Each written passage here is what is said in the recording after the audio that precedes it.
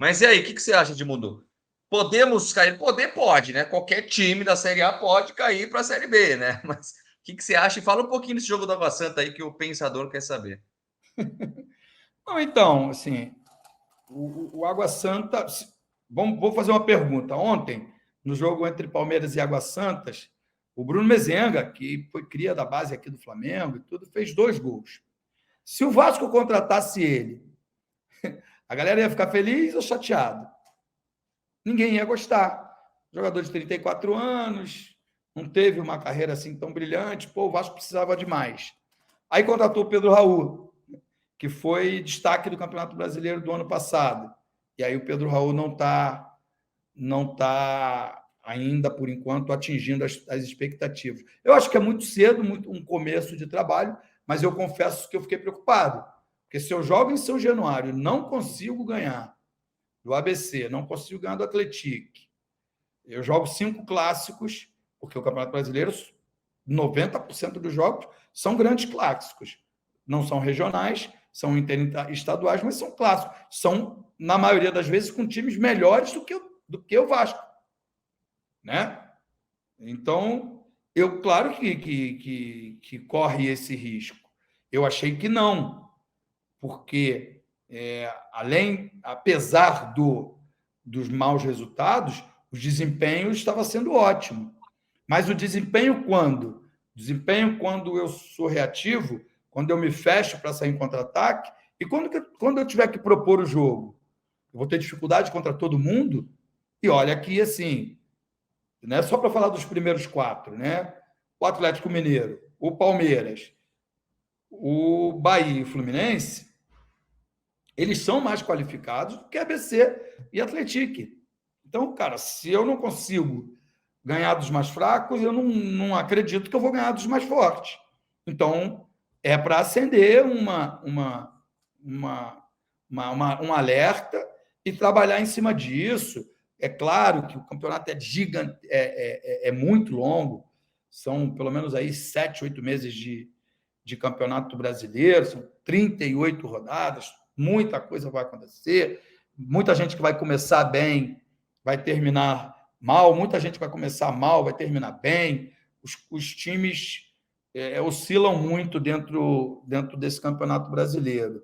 Mas, cara, é real. É real que eu fiquei bem preocupado, muito preocupado com o desempenho do Vasco, principalmente jogando em São Januário. O César Vale manda o seguinte: o inimigo do Vasco é o próprio Vasco. A nova diretoria precisa entender que o clube e sua torcida entender o que é o clube e sua torcida e contratar um jogador maior. E o Barbieri tem que escalar os jogadores corretamente onde eles rendem. César Vale sempre vem com personalidade nas perguntas aqui, eu né? Gosto, eu gosto. Tá Gosto certo muito ele? das perguntas do César Vale. Hoje até a gente falou sobre isso no almoço, com um outro vascaíno doente, que falou, pô, até tô desanimado com o Vasco, não sei o quê, perdi todo o tesão de torcer pelo Vasco. Os dirigentes amadores faziam muitas loucuras, né, que faziam o clube ficar com muita dívida, e aí depois essa dívida fica impagável, aí tem muitas penhoras, não sei o quê. A SAF tem um modelo completamente diferente, de não fazer loucuras, mas também não. A gente já falou isso aqui 500 vezes. Qual é o time bom da 777 no mundo? Nenhum. Não tem nenhum time bom. Todos os times são médios, todos com características com esse time do Vasco. Serve para a nossa paixão? Não, não serve. Só que, aí a gente discutiu isso também, né, Gui? Só esse ano foram 108 milhões investidos. Né? Acho que uma parte dessa veio da venda do Andrei Santos. Né? O ano que vem, aí o Vasco tem um time.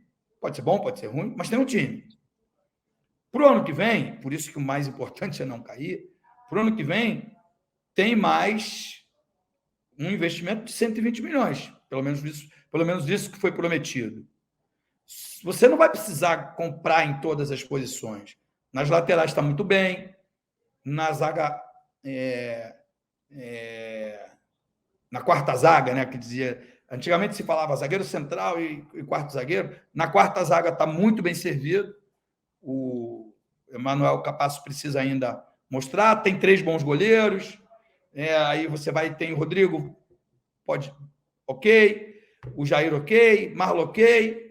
Cara, se você tiver 120 milhões, tiver que gastar com 2 craques, um 10, né? Que a gente sonha com o Felipe Coutinho, sei lá, e um Paulinho. Estou citando só um exemplo. Sei que o Paulinho está no Atlético Mineiro, mas só para servir de exemplo. Jogando bem, hein?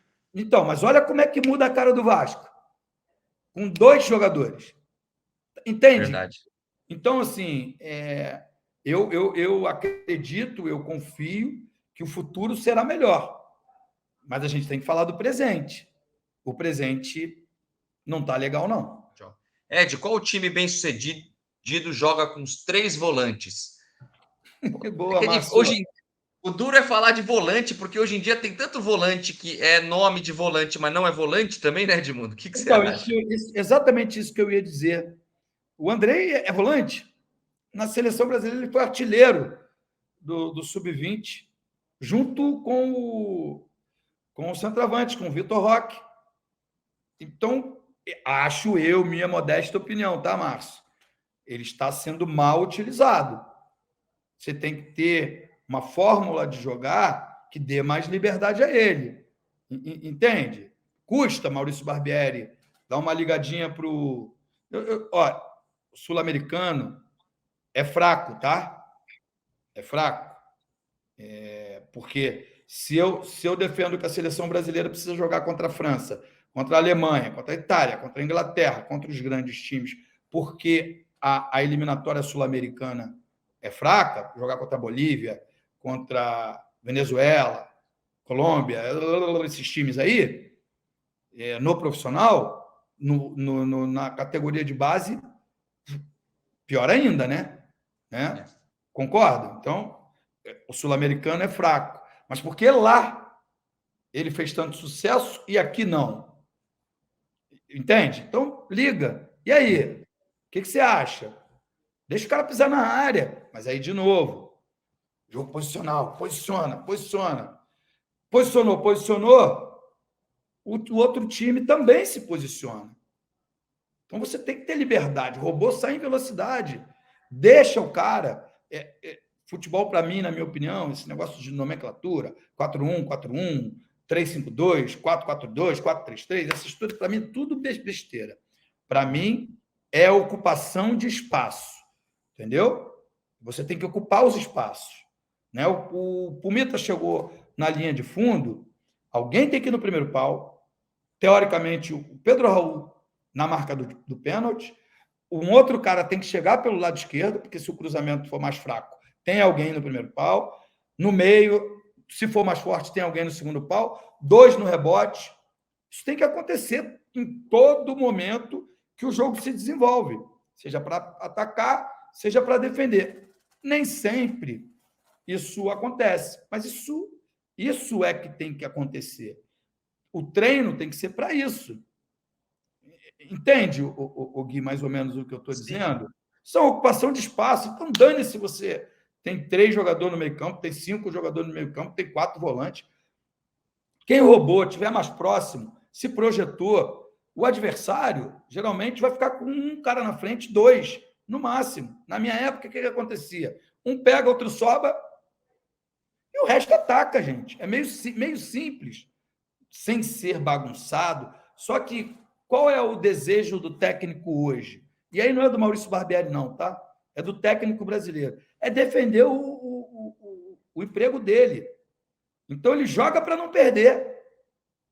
Se eu achar uma bola, eu ganho. Se não, eu não perdi. Entende? Só que, às vezes, quem acha essa bola é o adversário. E foi mais ou menos isso que aconteceu nesses últimos jogos, onde eu acho que o Vasco decepcionou. Mas, cara, faz parte. É início de trabalho, né? Não dá para projetar o que vai ser lá no final do ano. Eu estou projetando o início de campeonato brasileiro, que estreia fora de casa. talvez o Atlético Mineiro nem esteja tão focado na estreia do Campeonato Brasileiro, porque ele joga no meio de semana pela Libertadores, né? Mas, pô, depois é o Palmeiras.